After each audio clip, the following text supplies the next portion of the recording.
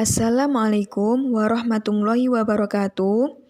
Untuk kali ini, Ibu akan membahas lanjutan dari materi kemarin yaitu bab kitab hadis Al-Mu'tabaroh. Langsung saja. Yang pertama, kitab Sunan An-Nasa'i karya Imam An-Nasa'i. Sebelum disebut dengan Sunan An-Nasa'i, kitab ini telah dikenal dengan As-Sunan Al-Kubra. Setelah selesai menulis kitab ini, beliau kemudian menghadiahkan kitab ini kepada Amir Ramlah, yakni Gubernur Ramlah, sebagai tanda penghormatan.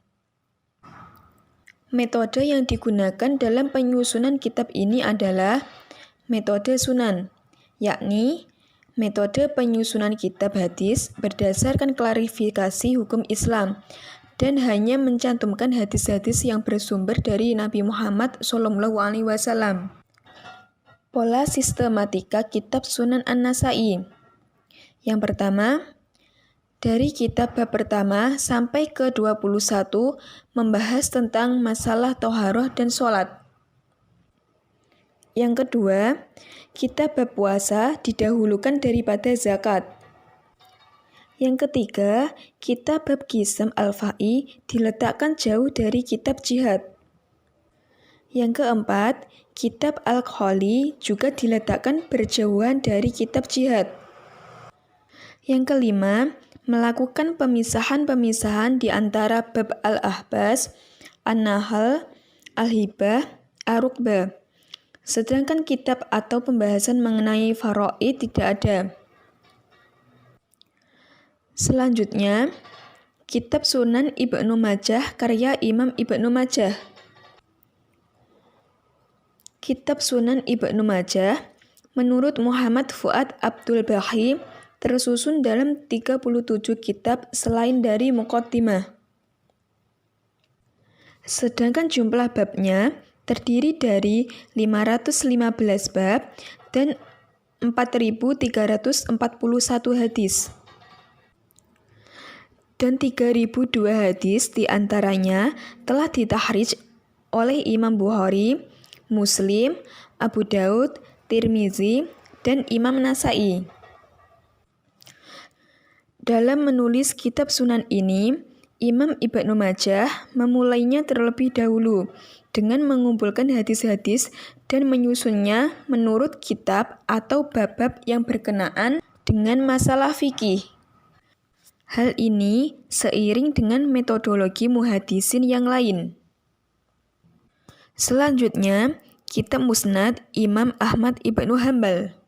Musnad Imam Ahmad Ibnu Hanbal memuat kurang lebih 40.000 hadis. Musnad ini tidak disusun berdasarkan urutan sanad para sahabat yang meriwayatkan hadis Nabi. Selanjutnya, kitab Al-Muwatta karya Imam Malik bin Anas. Imam Malik menyusun kitab Al-Muwatta ini menghabiskan waktu 40 tahun. Al-Muwatta berarti yang disepakati. Jadi dalam kitab ini membahas tentang ilmu dan hukum-hukum agama Islam. Al-Muwatta merupakan sebuah kitab yang berisikan hadis-hadis yang dikumpulkan oleh Imam Malik, serta pendapat para sahabat dan ulama-ulama tabi'in. Selanjutnya, yang terakhir yaitu kitab Musnad Ad-Darimi karya Imam Ad-Darimi. Sunan Ad-Darimi terdiri dari 2 jilid, 23 kitab, dan di dalamnya terdapat 3.503 hadis. Adapun kitab-kitab yang ada di dalam Sunan Ad-Darimi ini adalah kitab Toharoh, kitab sholat, kitab zakat, kitab shaum, kitab manasik, dan diakhiri kitab Fadhail Quran. Sekian, terima kasih. Wassalamualaikum warahmatullahi wabarakatuh.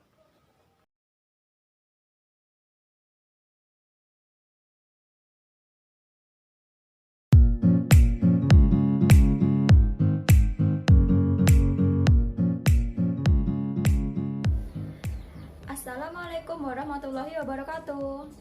Halo sahabat ceria, bagaimana kabarnya? Semoga kita semua selalu dalam lindungan Allah Subhanahu wa Ta'ala. Materi pembelajaran kita kali ini yaitu mengenai perkembangan peradaban dan ilmu pengetahuan Daulah Umayyah di Damaskus serta kemunduran Daulah Umayyah di Damaskus. Oke, langsung saja kita akan jelaskan dari masing-masing materi.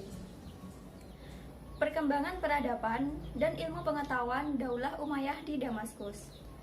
Perkembangan peradaban dan ilmu pengetahuan Daulah Umayyah di Damaskus mencapai puncaknya pada masa pemerintahan Muawiyah bin Abi Sufyan sampai masa pemerintahan Hisham bin Abdul Malik.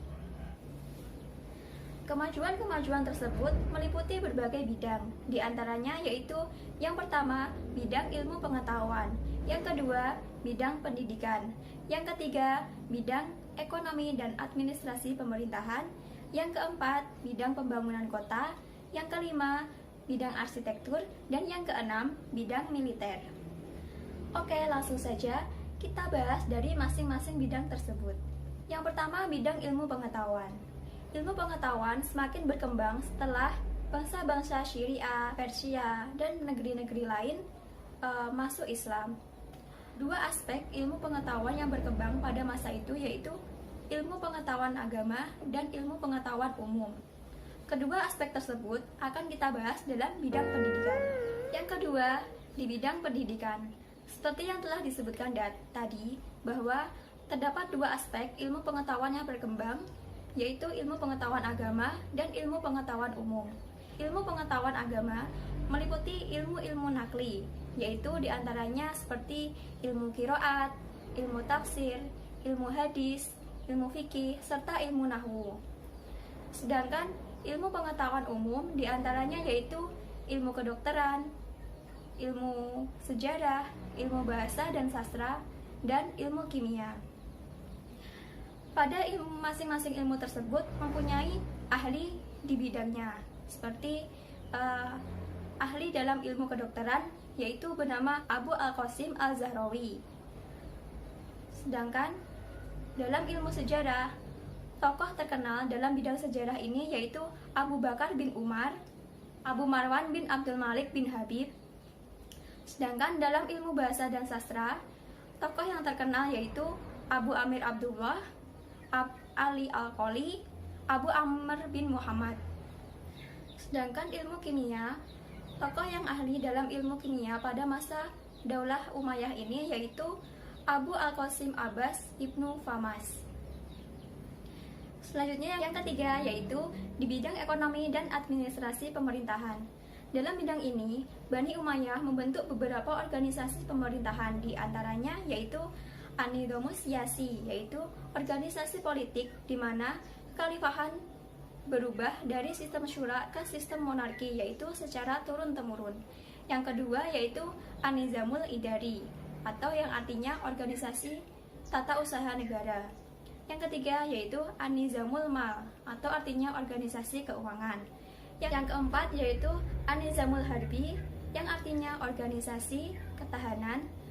Dan yang terakhir An-Nizamul Qodoi, yang artinya organisasi kehakiman.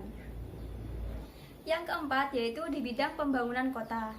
Pusat peradaban Daulah Umayyah di Damaskus terletak di beberapa kota, di antaranya yaitu kota Damaskus dan kota Qairawan. Kota Damaskus adalah kota yang paling besar dan megah. Kota ini menjadi pusat pemerintahan Islam pada masa Muawiyah. Selanjutnya kota Qairawan. Kota Qairawan ini dibangun oleh gubernur Afrika Utara bernama Uqbah bin Nafi al-Fahri. Kota Qairawan ini dibangun sebagai benteng perlindungan Daulah Umayyah dari serangan tentara Romawi. Yang kelima yaitu di bidang arsitektur.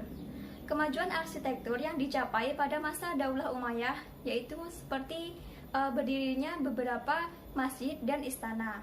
Di antaranya yaitu Masjid Umawi yang terletak di Damaskus, Masjid Baitul Maqdis terletak di Yerusalem, Masjid Agung Kufah di Kufah, Masjid Batu Karang, dan juga terdapat istana seperti Istana Al-Jaferiyah. Selanjutnya yang terakhir yaitu di bidang militer.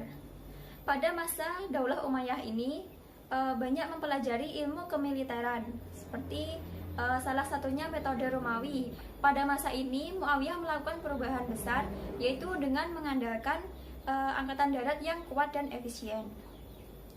Nah, itulah peradaban dan ilmu pengetahuan yang berkembang pada masa Daulah Umayyah di Damaskus. Materi selanjutnya yaitu kemunduran Daulah Umayyah di Damaskus. Sepeninggal Umar bin Abdul Aziz atau Khalifah ke-8, keadaan pemerintahan Daulah Umayyah semakin kacau. Masyarakat menyatakan kontroversi terhadap pemerintahan Yazid, di mana ia cenderung hidup dalam kemewahan dan kurang memperhatikan rakyat. Kekacauan ini terus berlangsung hingga pemerintahan Khalifah terakhir, yaitu bernama Marwan bin Muhammad. Pada masa kemunduran Daulah Umayyah ini juga muncul kekuatan-kekuatan baru seperti kekuatan Fatimiyah, kekuatan Syiah, dan kekuatan Abbasiyah.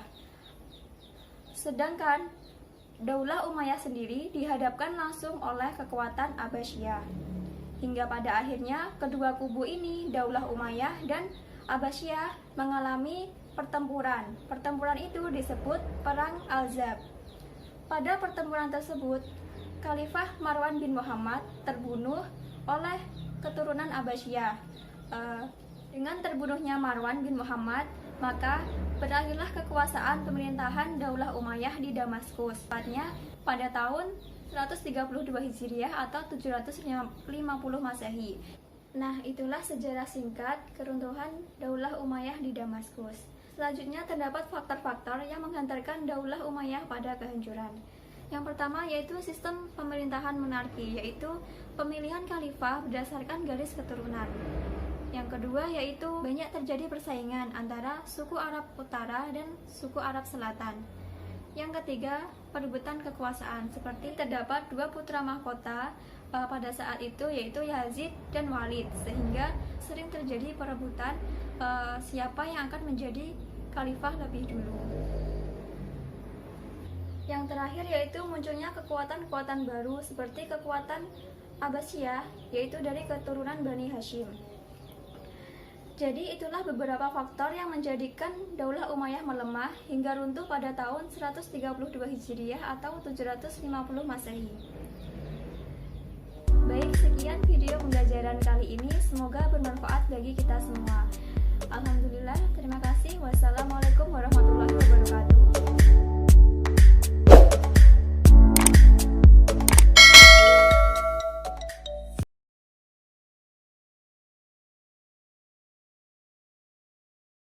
Assalamualaikum warahmatullahi wabarakatuh. Baik anak-anak, pada pagi hari ini kita akan membahas tentang akhlak tercela pergaulan remaja. Yang pertama yaitu tentang pengertian. Apa sih pengertian dari akhlak tercela pergaulan remaja? Istilah perilaku tercela remaja diidentikan dengan kenakalan remaja. Kenakalan remaja adalah gejala sakit secara sosial pada anak-anak dan remaja yang disebabkan oleh satu bentuk pengabaian sosial, sehingga mereka mengembangkan bentuk perilaku yang menyimpang tersebut. Jadi di sini itu sudah dijelaskan ya, akhlak tercela pergaulan remaja itu identik dengan kenakalan remaja yang terjadi pada seseorang atau pada diri siswa. Jadi di sini tingkah laku siswa atau tingkah laku seorang remaja itu menyimpang pada sosial, pada aturan-aturan sosial yang terjadi di masyarakat. Banyak sekali masyarakat itu atau orang-orang itu tidak menerima tingkah laku dari remaja, dari para remaja dan juga siswa saat mereka itu beraktivitas. Contohnya beraktivitas sekolah, ketika mereka berangkat sekolah, terus mereka itu dalam perjalanannya itu tidak jadi ke sekolah, tapi mereka bolos lah. Itu salah satu contoh perilaku remaja yang menyimpang, sehingga aktivitas mereka itu sering kali tidak diterima oleh masyarakat.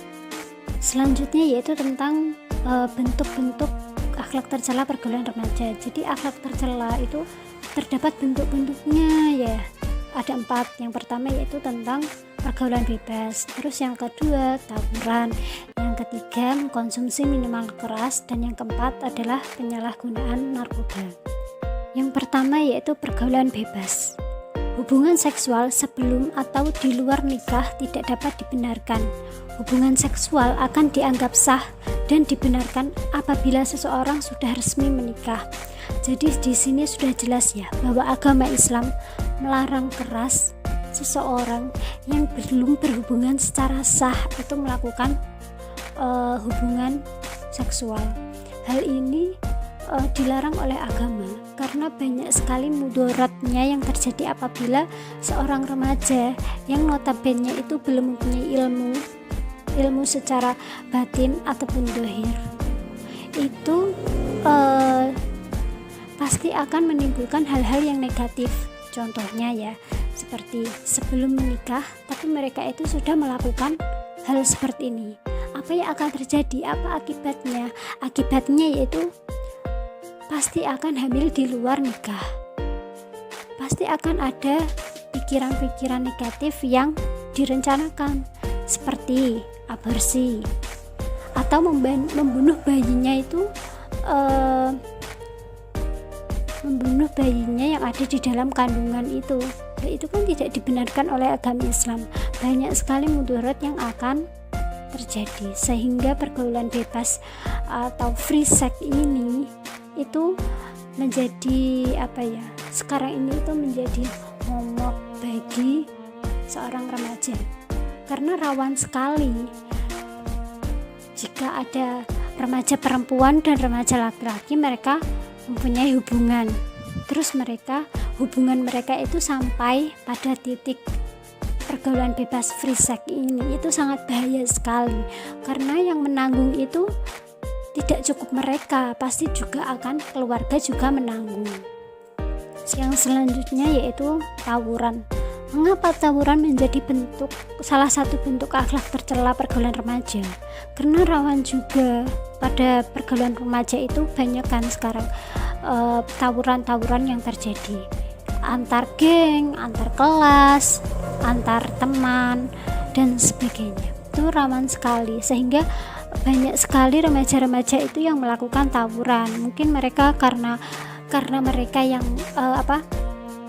bergeng-geng sehingga antar geng 1 dengan geng 2 itu berselisih dan menimbulkan tawuran. Dan tawuran ini seringkali terjadi. Entah itu tawuran di sekolah, saat mereka pulang sekolah, atau di tempat umum lainnya. Dan tawuran ini efeknya itu juga sangat luas, seperti contohnya cedera fisik, terus orang tuanya dipanggil sekolah, itu kemungkinan juga bisa terjadi, sehingga menjadi salah satu bentuk dari akhlak tercela pergaulan remaja.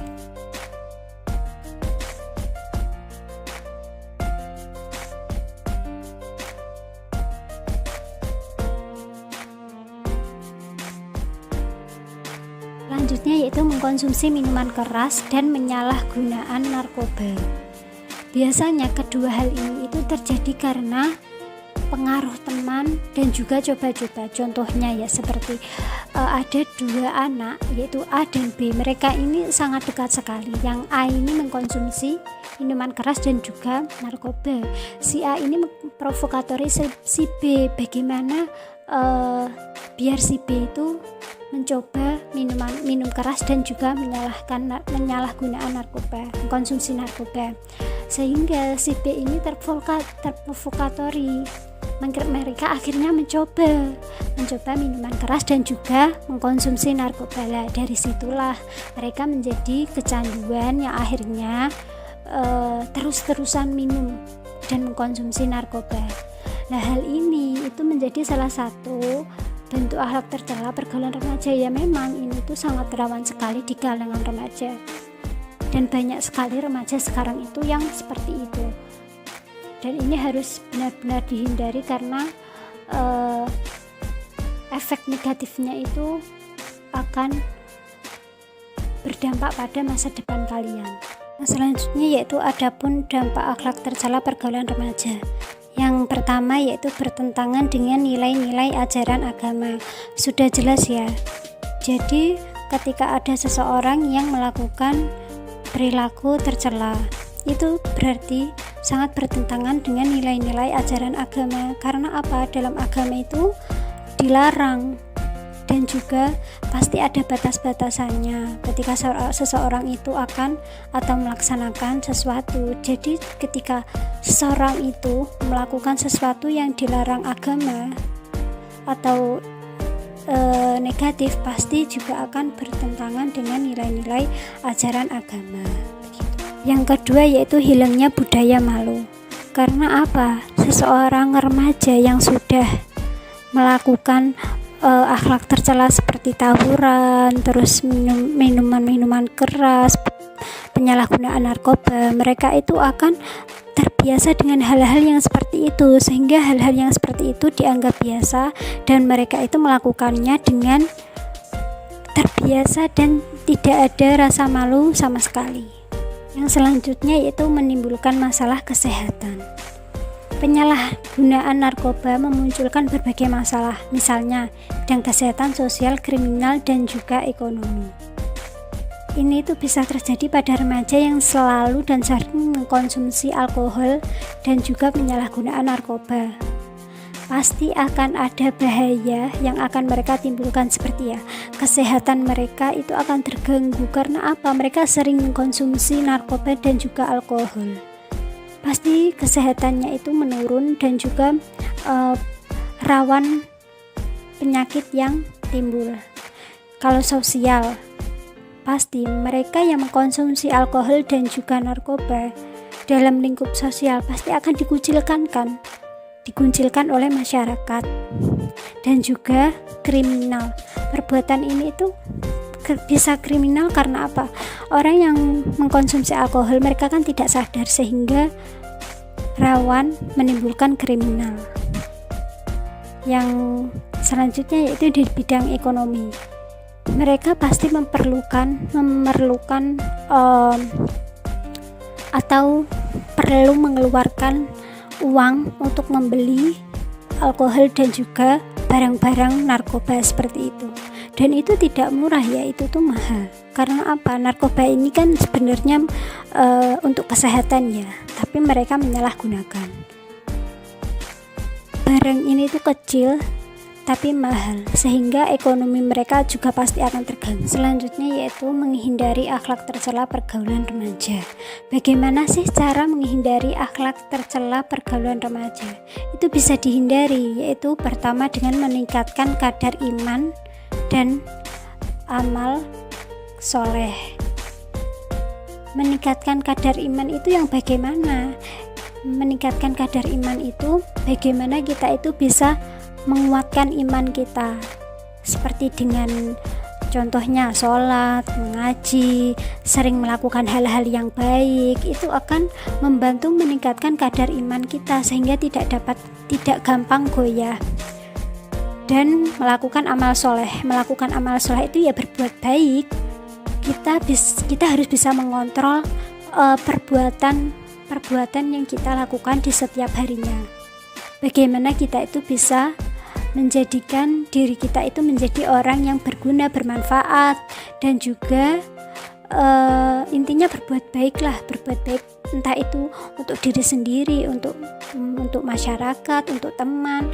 Itu bisa dilakukan dengan banyak hal, yaitu bisa meningkatkan kadar iman kita agar iman kita itu tidak gampang goyah dan tidak dapat dipengaruhi. Yang kedua yaitu meningkatkan kualitas akhlak dan etika bergaul. Ini tidak jauh dari yang pertama ya, cuma ini lebih spesifiknya. Meningkatkan kualitas akhlak dan etika bergaul ya. Etika bergaul itu etika yang bagaimana kita itu bersikap atau memperlakukan orang-orang yang ada di sekeliling kita. Bagaimana kita itu bisa bergaul pada mereka itu dengan baik, dengan sopan santun. Karena tidak jarang ya, banyak sekali remaja-remaja sekarang itu yang perilaku mereka itu tidak mencerminkan remaja, tidak mencerminkan seorang anak-anak yang seharusnya itu sopan santun kepada orang tua, kepada orang-orang yang ada di sekeliling kita, menyayangi yang lebih muda dan menghormati yang lebih tua. Yang selanjutnya yaitu mengatur waktu dengan baik. Bagaimana kita itu bisa menggunakan waktu kita itu untuk hal-hal yang baik, tidak membuang-buang waktu, karena waktu itu sangat berharga dan sangat penting, sehingga kita itu harus bisa memanfaatkan waktu yang kita punya itu untuk hal-hal yang baik, jangan untuk hal-hal yang buruk. Contohnya belajar, membaca buku, boleh melihat YouTube, tapi itu harus ada yang bisa membuat kalian itu intinya menonton YouTube dengan belajar. Jadi menontonnya itu dengan hal-hal yang baik, kita sambil belajar.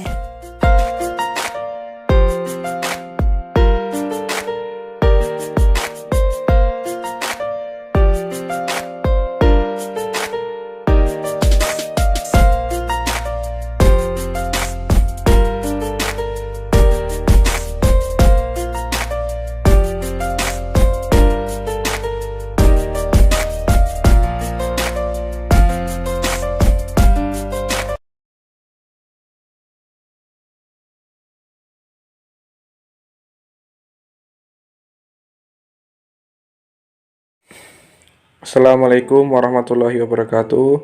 Alhamdulillahirrabbilalamin. Sholatu wassalamu ala asrofil anbiya'i wal mursalin wa ala alihi washabihi wa barik wa sallim ajma'in, amma ba'du. Alhamdulillahirrabbilalamin. Hari ini kita dapat bertemu lagi dalam pembelajaran tatap muka seperti biasanya dengan saya Muhammad Alfian Huda, perwakilan dari tim Magang 3 IAIN Kediri, untuk menyampaikan materi pembelajaran Al-Quran Hadis.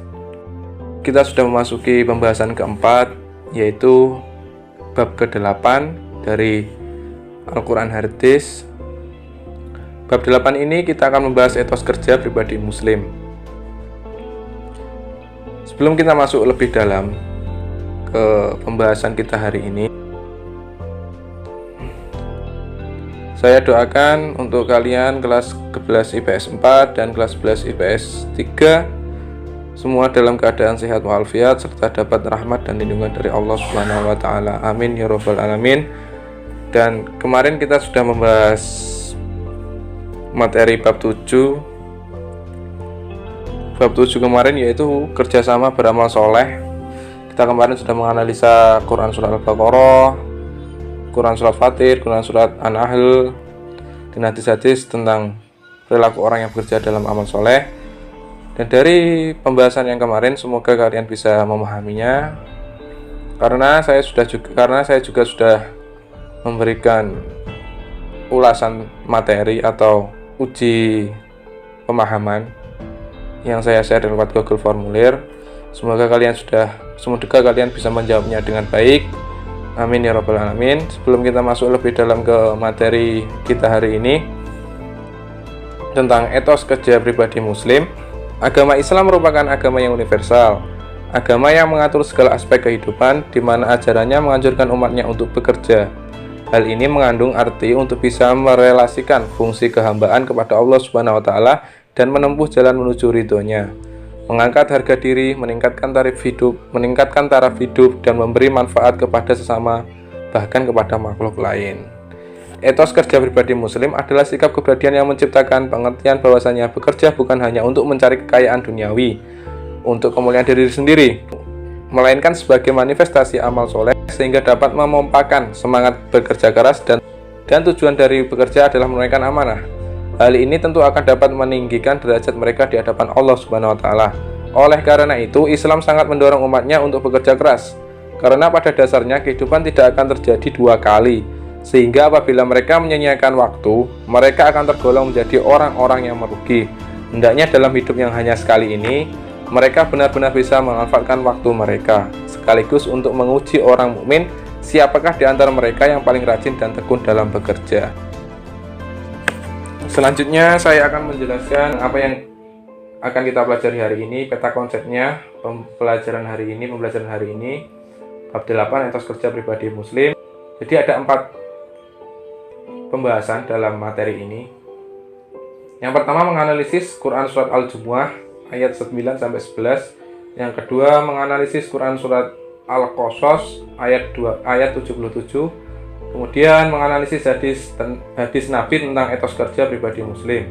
Yang keempat menganalisis perilaku orang yang mengamalkan etos kerja pribadi muslim.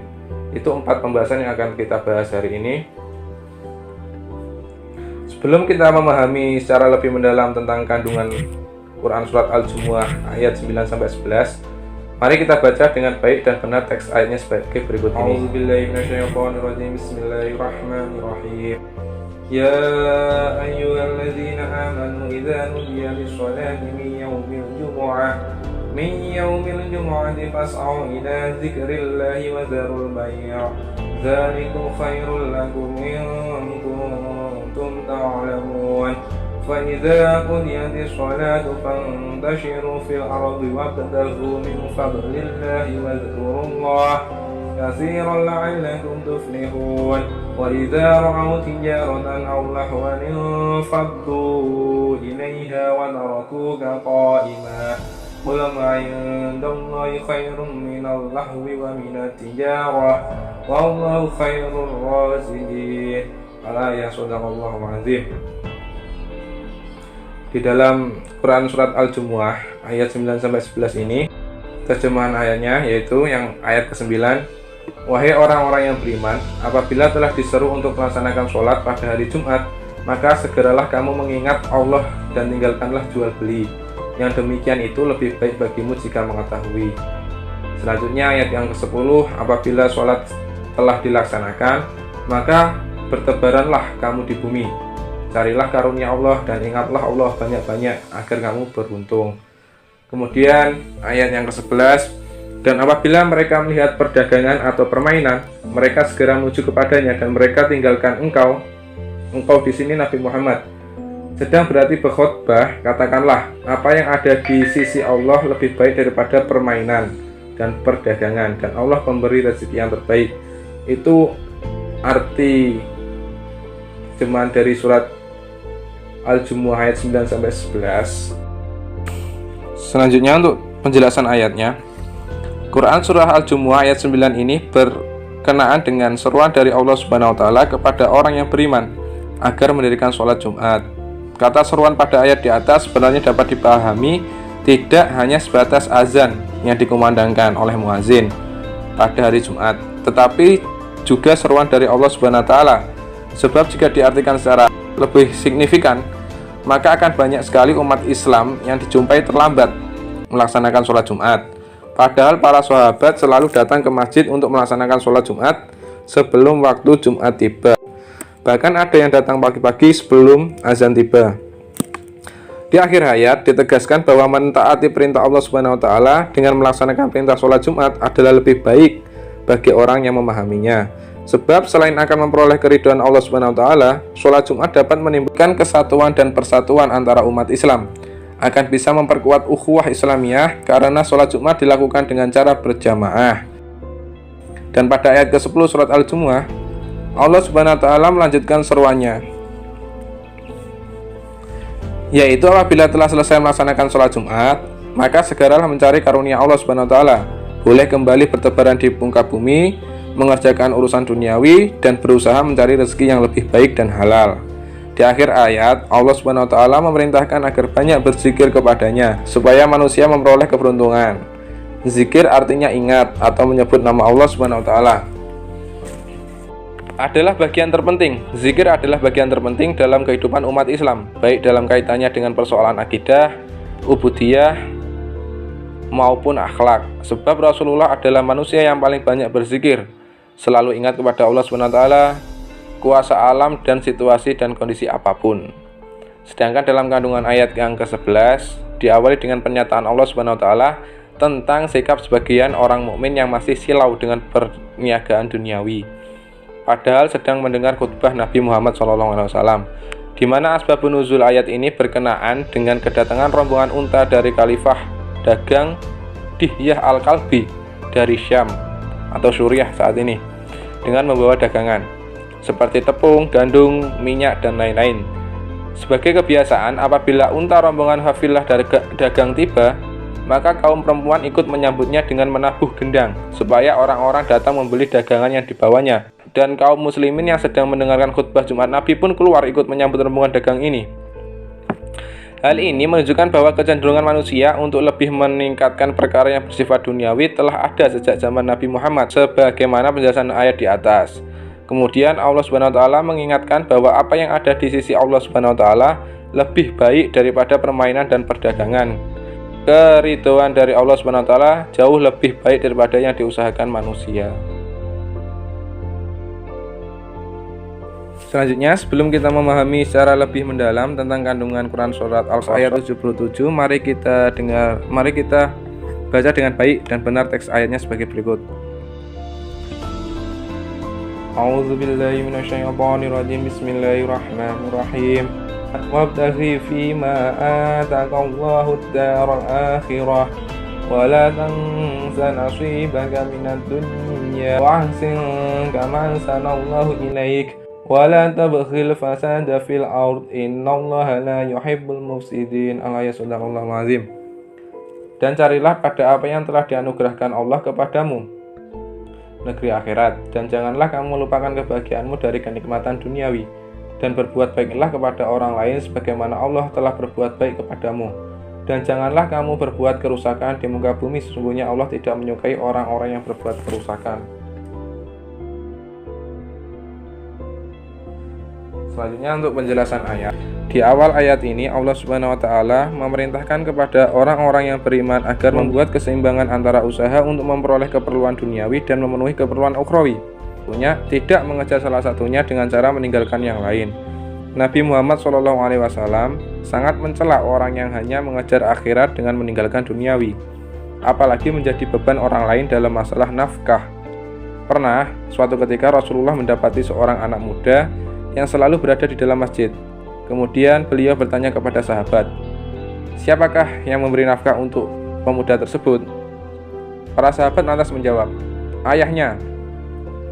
Beliau, Nabi Muhammad, melanjutkan perkataannya bahwa ayahnya lebih baik daripada anaknya, sebab si pemuda seyogyanya bekerja mencari nafkah, sehingga tidak menjadi beban orang lain. Pada saat kita mengerjakan ibadah, kita harus sungguh-sungguh dan penuh penghayatan. Misalnya sedang salat, harus berusaha melupakan semua urusan duniawi dan hanya mengingat Allah Subhanahu wa taala semata, seolah-olah tidak ada kesempatan lagi untuk beribadah kepadanya. Begitu juga dalam menghadapi urusan duniawi, harus penuh perhatian dan kesungguhan, sehingga menimbulkan kesadaran bahwa semua perbuatannya itu akan dipertanggungjawabkan di hadapan Allah Subhanahu wa taala. Manusia terdiri dari jasmani dan rohani. Oleh karenanya, penting bagi manusia untuk bisa menyeimbangkan antara kepentingan jasmani, material, dan rohani spiritual dalam diri manusia. Selanjutnya, ayat ini juga memerintahkan kepada manusia untuk bisa berbuat baik kepada Allah Subhanahu wa taala dan sesamanya. Kewajiban berbuat baik ini sebagai perwujudan sifat-sifat Allah Subhanahu wa taala yang Maha Rahman dan Rahim kepada seluruh makhluknya. Bentuk perbuatan baik itu dapat dikategorikan menjadi 4 hal, yaitu yang pertama, berbuat baik pada nikmat Allah Subhanahu wa taala berupa harta, kemewahan, dan harta yang berlimpah tidak boleh menjadikan dirinya lupa diri dan lupa terhadap kehidupan akhirat. Bentuk perbuatannya baiknya adalah dengan menggunakan harta untuk memberi nafkah keluarga, menyantuni anak yatim, ataupun biaya pendidikan keluarga. Yang kedua, berbuat baik kepada diri sendiri dengan memelihara kehidupan dirinya di dunia, namun tidak boleh bertentangan dengan ajaran Islam. Bentuk perbuatan baik ini seperti makan, minum, berpakaian, beragama, berkeluarga, bekerja, dan bermasyarakat. Terus yang ketiga, berbuat baik sebagaimana yang diajarkan Allah Subhanahu wa taala sebagai wujud pelaksanaan kewajiban muslim, yaitu selalu mentaati perintah Allah melalui ibadah dan menjauhi larang-larangannya. Yang keempat, berbuat baik dengan tidak berbuat kerusakan di muka bumi. Manusia sebagai khalifah di muka bumi ternyata telah banyak menyiapkan amanah. Allah Subhanahu wa taala di dalam Quran surat Ar-Rum ayat 41 dijelaskan bahwa kerusakan di darat dan di laut adalah akibat ulah manusia. Allah Subhanahu wa taala telah banyak mengingatkan manusia di dalam Al-Quran agar tidak melakukan kerusakan di muka bumi.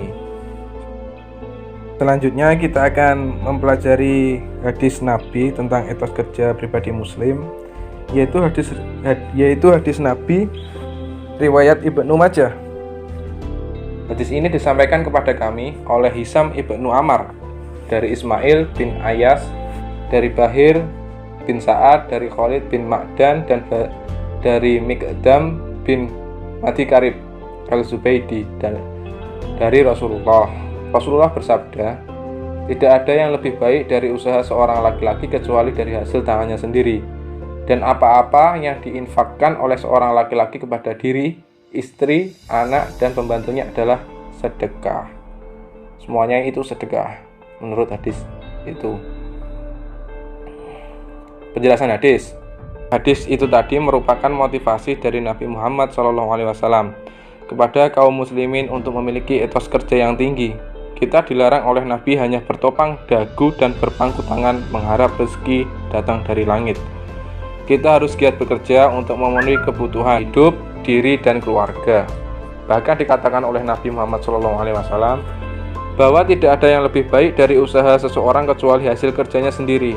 Hal ini tentunya juga bukan sembarang kerja, tetapi pekerjaan yang halal dan tidak bertentangan dengan syariat Islam. Nilai mulia dari hasil kerja bukan hanya dari sisi memperolehnya saja, termasuk juga turut membelanjakannya untuk anak, istri, dan pembantu. Dinilai sedekah oleh Allah Subhanahu wa taala. Betapa luhur ajaran Islam yang sangat mendukung para pemeluknya untuk giat bekerja. Dalam hadis lain, Nabi pernah mengajarkan kepada kita sebuah doa yang sangat indah, sekaligus memotivasi kita untuk memiliki etos kerja yang tinggi. Ini hadis yang diajarkan oleh Nabi untuk memupuk sebuah motivasi diri. Qala kana Rasulullah sallallahu alaihi wasallam yaqulu Allahumma inni a'udzubika minal ajzi wal kasali wal jubni wal harami wal bukhli wa a'udzubika min azabil qabri wa min fitnatil mahya wal mamat. Artinya hadis itu, ya Allah, aku berlindung kepadamu dari kelemahan, kemalasan, rasa takut, kepikunan, dan kekikiran. Dan aku juga berlindung kepadamu dari siksa kubur serta bencana kehidupan dan kematian. Ini hadis ini bagus untuk memotivasi diri kita supaya giat bekerja. Itu yang diajarkan Nabi. Semua sudah diajarkan Nabi, mulai dari kita dituntut untuk giat bekerja, terus doanya untuk mengiringi kita bekerja seperti ini. Ini harus dihafalkan. Kalian juga harus menghafalkan doa-doa yang diajarkan oleh Nabi. Jadi hadis doa itu tadi jelas menunjukkan bahwa Islam sangat menekankan pada pentingnya bekerja keras serta sangat tidak mengajarkan umatnya untuk menjadi pemalas, lemah, apalagi menjadi peminta-pinta. Seperti itu, jadi masih ada hadis yang mengajarkan tentang etos kerja tinggi pribadi Muslim. Itu di buku paket, bisa dibaca sendiri. Jadi untuk materi hari ini, perilaku orang yang memiliki etos kerja tinggi, sikap dan perilaku yang dapat diterapkan sebagai penghayatan dari pengamalan Quran Surat Al-Jumu'ah ayat 9-11 adalah: yang pertama, segera menunaikan salat Jumat manakala telah mendengar suara azan, segera meninggalkan segala aktivitas keseharian kita. Pada saat menunaikan ibadah sholat Jumat, senantiasa memperhatikan khotib dan melupakan sementara aktivitas kerjanya untuk mengingat Allah Subhanahu wa taala. Yang ketiga, ketika sholat Jumat telah usai dilaksanakan, segera melanjutkan aktivitas semula. Terus yang kedua, pengamalan dari Quran Surat Al-Qasas ayat 77, senantiasa menyeimbangkan kegiatan yang menyangkut urusan akhirat dan dunia.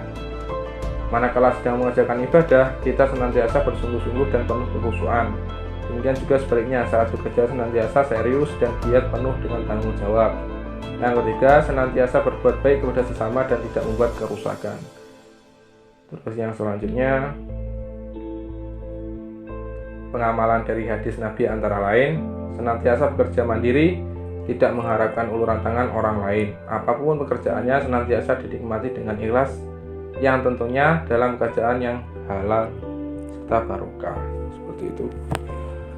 Seperti itu dari penjelasan singkat hari ini. Jika masih ada hal-hal yang belum jelas atau masih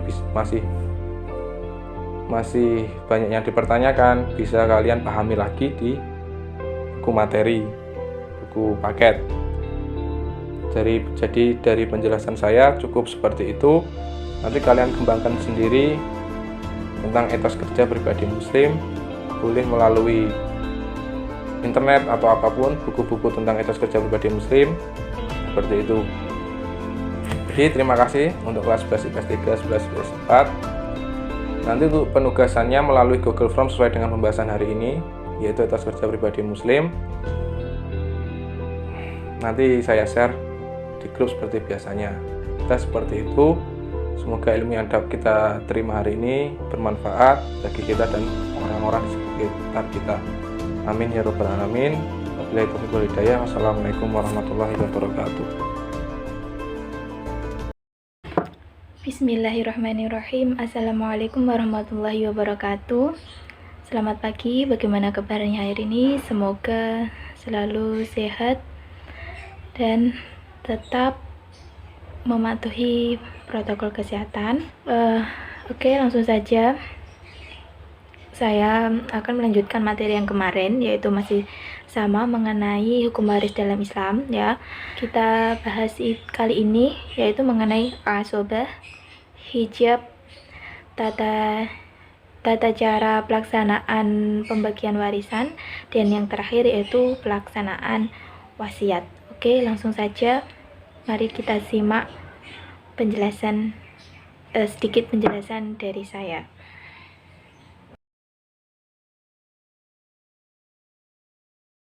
Asobah secara bahasa merupakan bentuk jamak dari asib yang artinya mengikat, menguatkan hubungan kerabat atau nasab. Secara istilah, asobah adalah ahli waris yang bagiannya tidak ditetapkan, tetapi bisa mendapat semua harta atau sisa harta setelah harta dibagi kepada ahli waris dzawil furud. Ahli waris yang menjadi asobah mempunyai 3 kemungkinan.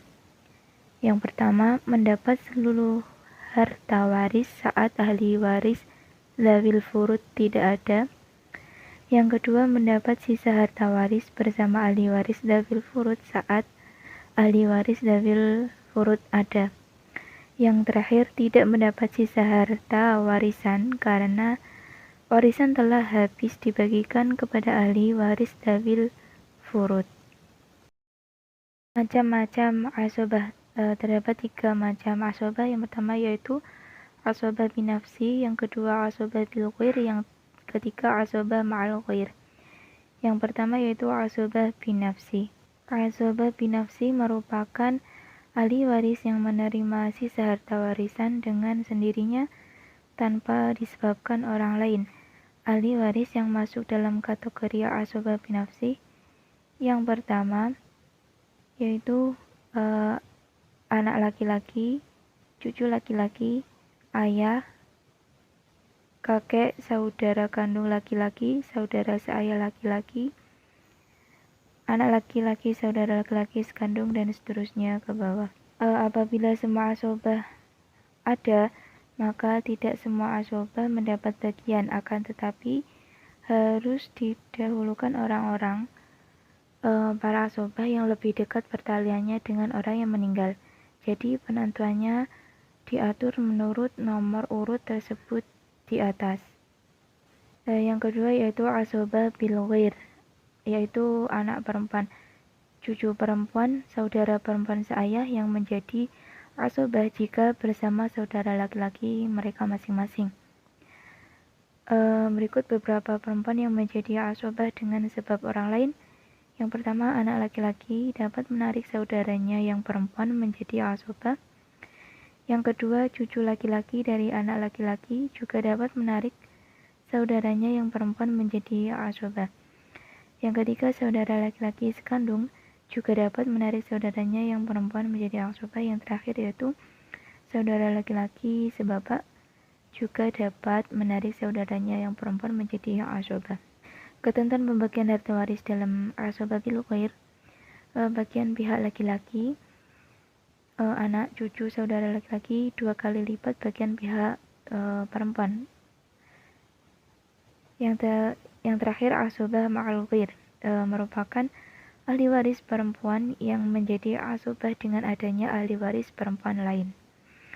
Yang pertama yaitu saudara perempuan sekandung, menjadi asubah bersama dengan anak perempuan atau seorang atau lebih, atau cucu perempuan dari anak laki-laki.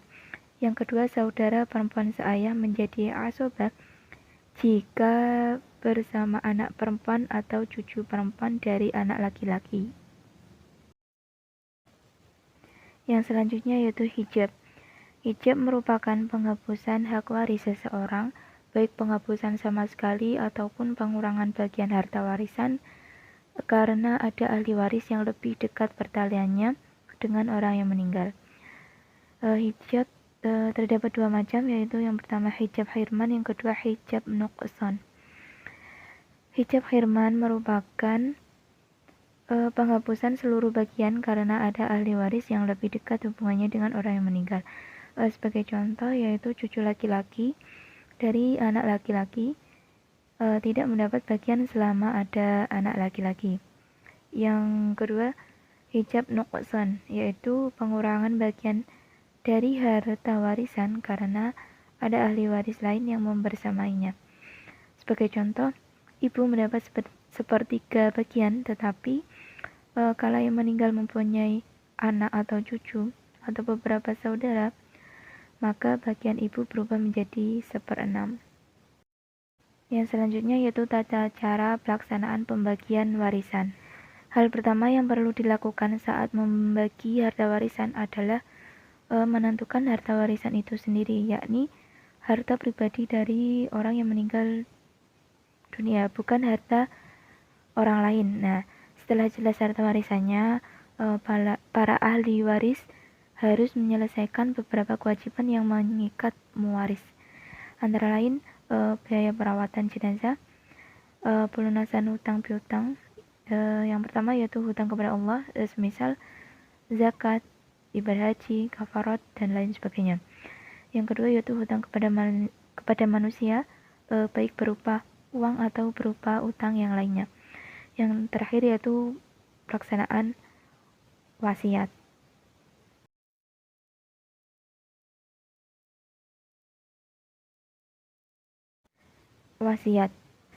Wasiat menurut bahasa berasal dari wasiyah yang berarti pesan.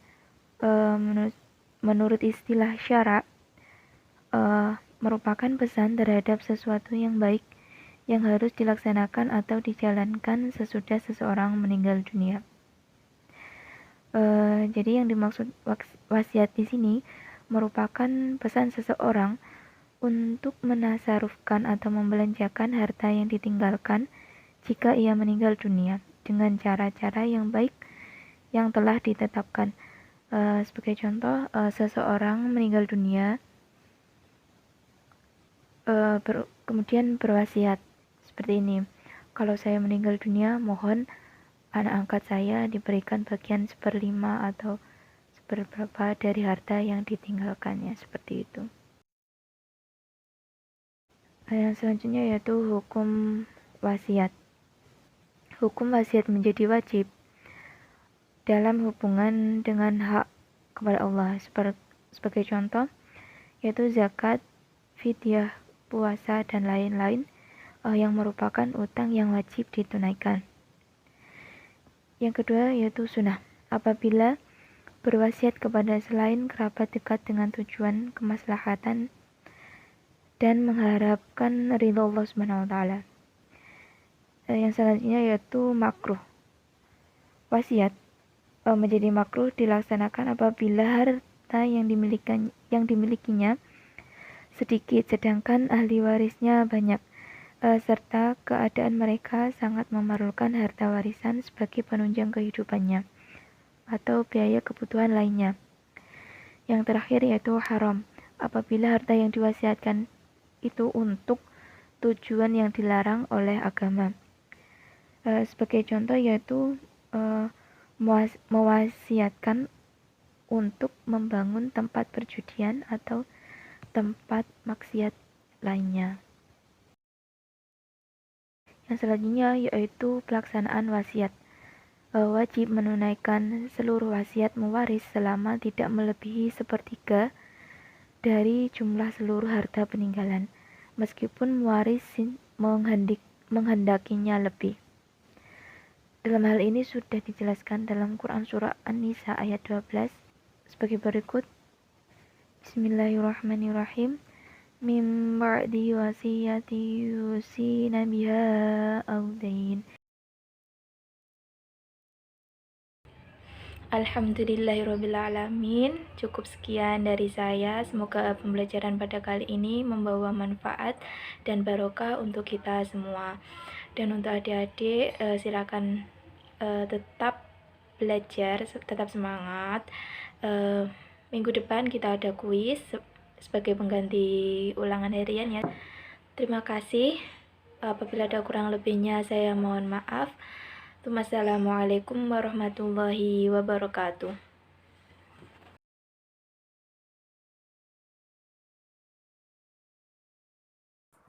Assalamualaikum warahmatullahi wabarakatuh.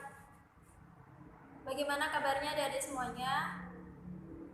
Semoga kita semuanya sehat walafiat dan juga dilindungi Allah Subhanahu wa taala.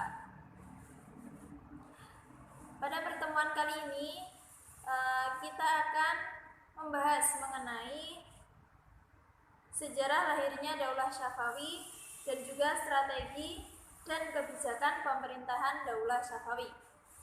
Sebelum kita memasuki materinya, marilah kita berdoa terlebih dahulu. Berdoa dimulai.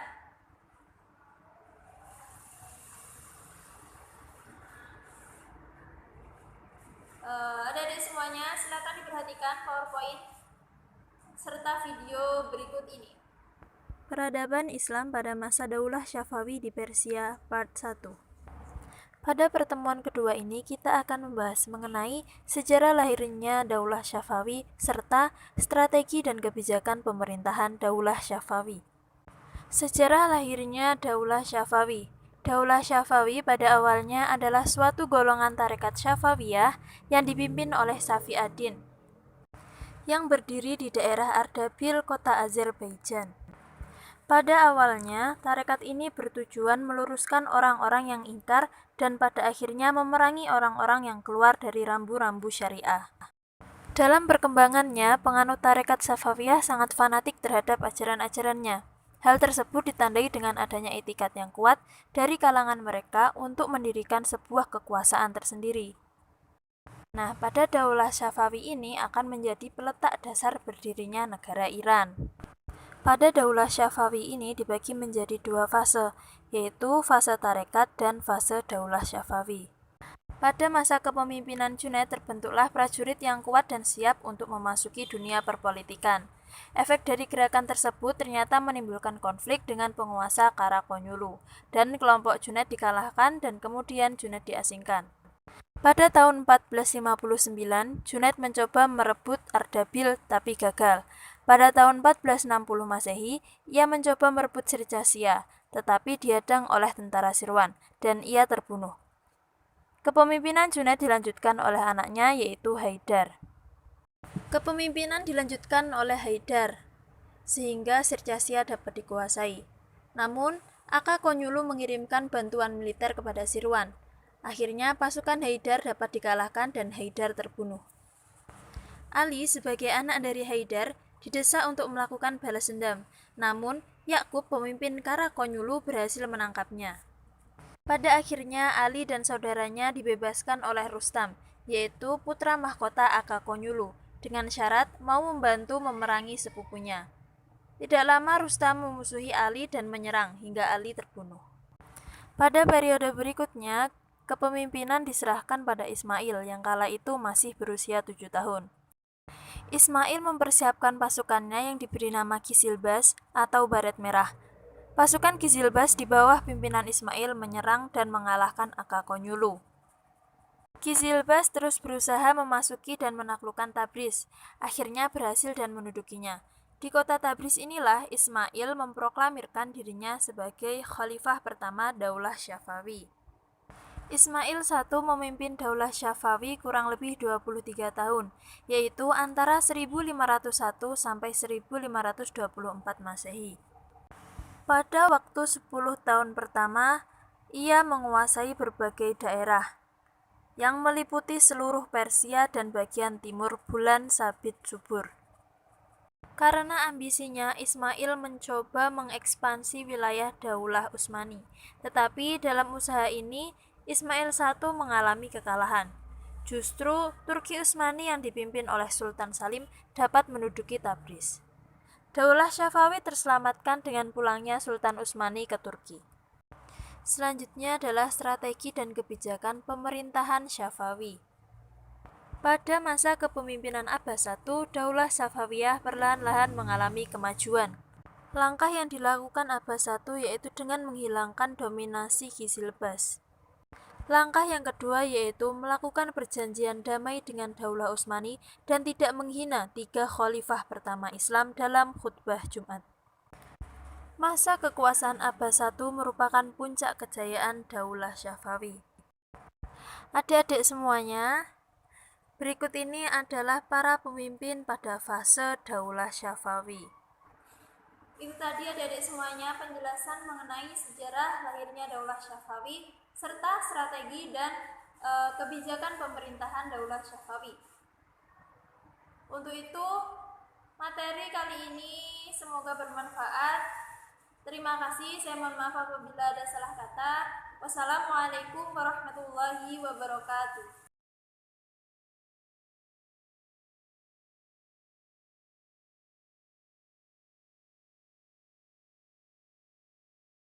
Assalamualaikum warahmatullahi wabarakatuh. Good morning, class. How are you today?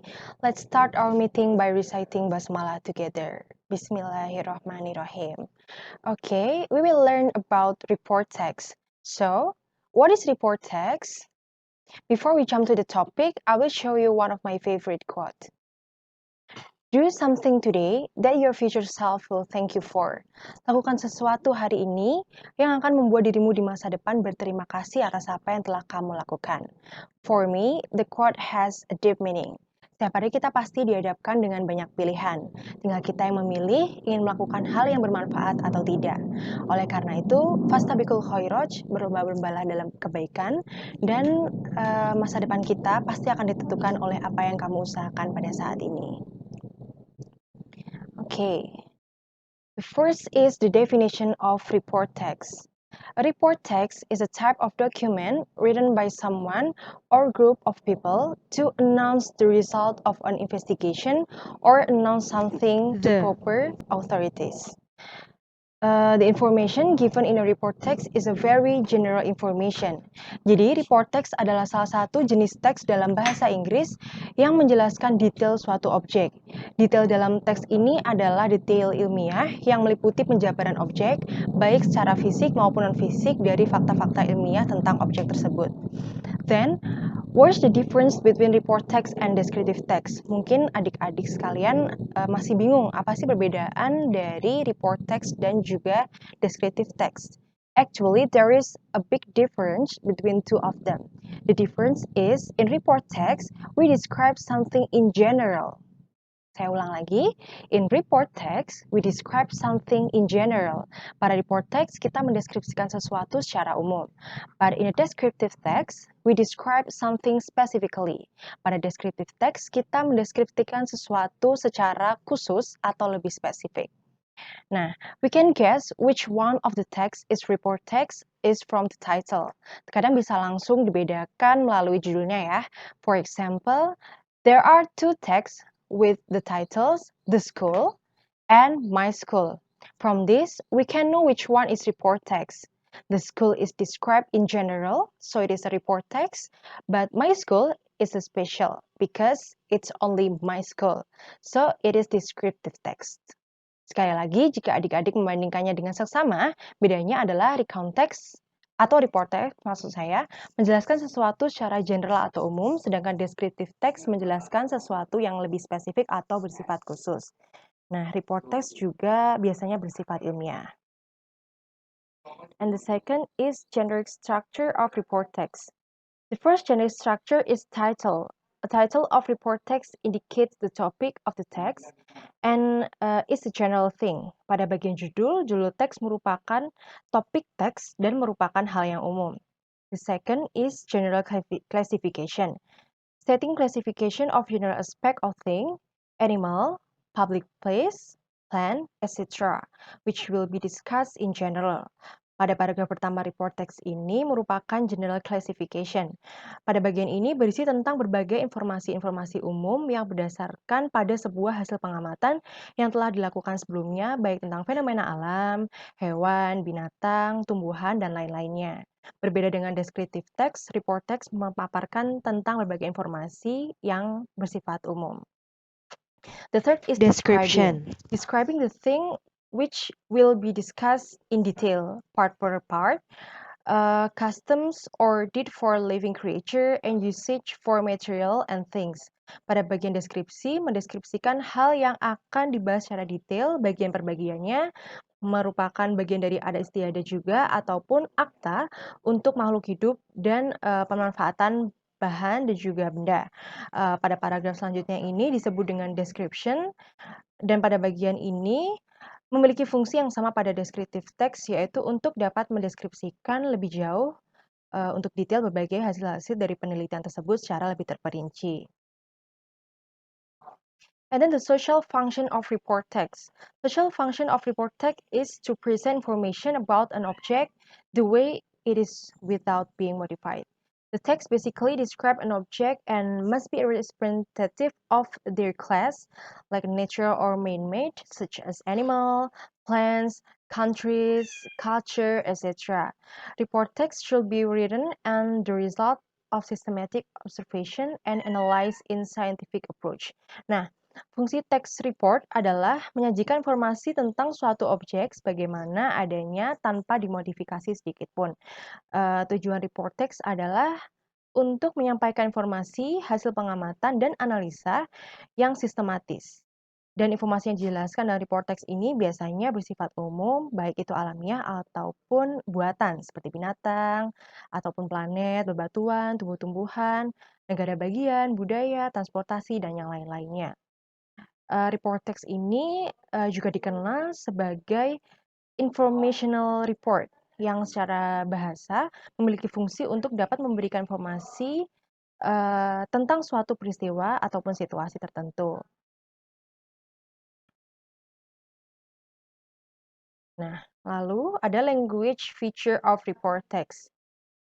The first one is introducing group or general aspects such as platypus, bees, etc., yaitu memperkenalkan aspek kelompok ataupun aspek umum. Nah, karena report text merupakan suatu hasil penjabaran dari sebuah penelitian, maka bahasa yang digunakan yaitu berbagai bahasa-bahasa yang memperkenalkan suatu objek secara umum. Lalu yang kedua adalah report text uses relating verb and action verb. For example, in the relating verb, reptiles are Kelly animal, etc. Pada action verb yaitu birds in the sky, etc. Jadi, text report menggunakan kata kerja terkait dan kata kerja tindakan. Lalu, a report text uses simple present tense. Text report menggunakan simple present tense. Seperti contohnya, platypus lives in streams. Nah, salah satu penanda waktu dalam simple present tense yang menyerupai often, usually, always, dan lain sebagainya. Lalu, the language used in report text is a scientific language. Bahasa yang digunakan pada text report adalah bahasa ilmiah. Seperti contohnya, water contains hydrogen and oxygen, etc. Seperti itu. Lalu yang terakhir adalah a report text use conditionals and logical connectives. Text report menggunakan kata penghubung yang bersifat kondisional dan logis. Seperti contohnya, but, in other hand, etc. Lalu berikut merupakan contoh text report. Bisa dilihat pada judulnya yaitu handphone. Pada general classification bisa dibaca yaitu penjabaran secara umum mengenai handphone. Lalu pada paragraf yang kedua dan paragraf selanjutnya hingga paragraf terakhir merupakan deskripsi dari isi bacaan tentang handphone. Nah, ini kita bisa lihat pada bagian pertama merupakan title, Lalu pada paragraf pertama itu merupakan general classification, lalu paragraf kedua hingga paragraf terakhir merupakan description. Nah, thank you. Any question adik-adik? Jika ada pertanyaan, langsung saja ditanyakan di grup dan mention saya. Dan jangan lupa untuk menulis semua materi yang telah saya jelaskan mengenai report text tadi di buku tulis. I think we can stop so far. Thank you for your nice attention. Let's close our meeting by reciting Hamdalah together. Alhamdulillahirabbil alamin. I will see you on the next meeting. Wassalamualaikum warahmatullahi wabarakatuh.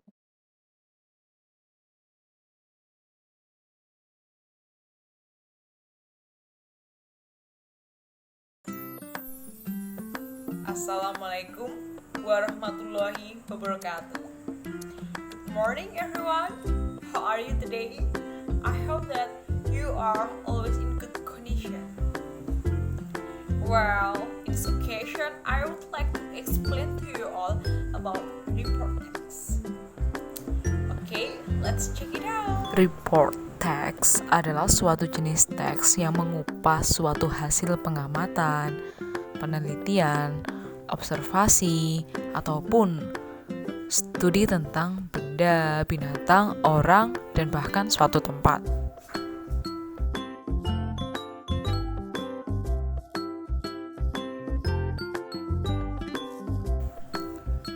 Nah, selanjutnya tujuan dari text report adalah memberikan informasi secara umum. Nah, di dalam text report itu juga akan diberi gambaran atau deskripsi mengenai informasi tersebut.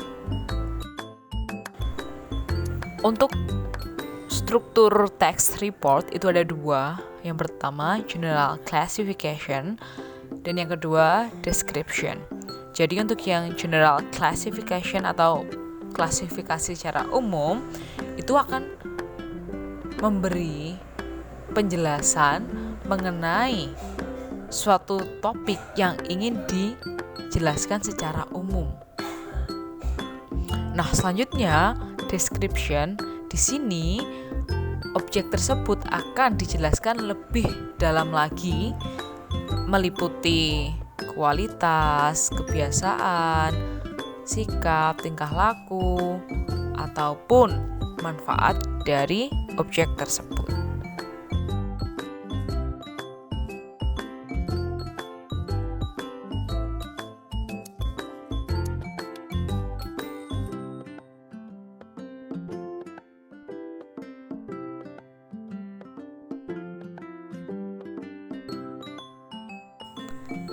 And then this is the example of report text. For the title is Turtles.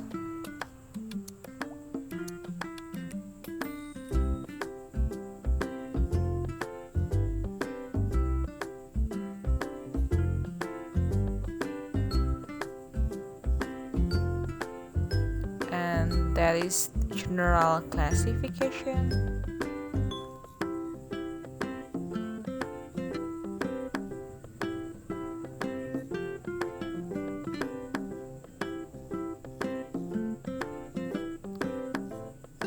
And then that is the description.